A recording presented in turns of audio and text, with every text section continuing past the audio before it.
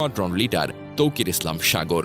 ঘটনার সময় বিমানে তিনি ছিলেন বলে প্রাথমিকভাবে জানা গেছে, তবে অন্য কেউ ছিলেন কিনা তা এখনও স্পষ্ট নয়। বিমানটি মাইলস্টোন কলেজের হায়দার হল নামক ভবনের ছাদে, বিশেষ করে ক্যান্টিনের ওপর আছড়ে পড়ে। এটি কলেজের প্রাথমিক শাখার কাছাকাছি, যেখানে প্লে গ্রুপ থেকে সপ্তম শ্রেণীর ক্লাস চলছিল। সৌভাগ্যবশত দুর্ঘটনার কিছুক্ষণ আগে প্রাথমিক শ্রেণীর ক্লাস শেষ হয়েছিল, তবে কিছু শিক্ষার্থী এখনও ভবনে ছিল।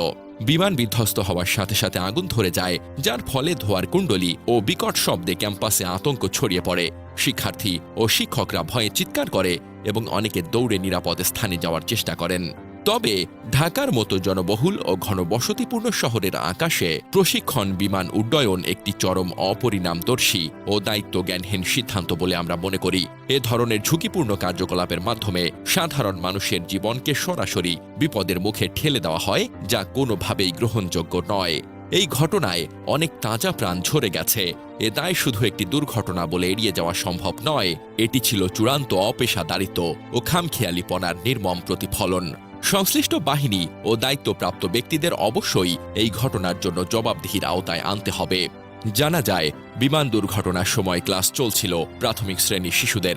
হঠাৎ বিকট শব্দে কেঁপে ওঠে স্কুল ভবন, আর ধোঁয়ার কুণ্ডলিতে আতঙ্ক ছড়িয়ে পড়ে। তাৎক্ষণিক শিশুরা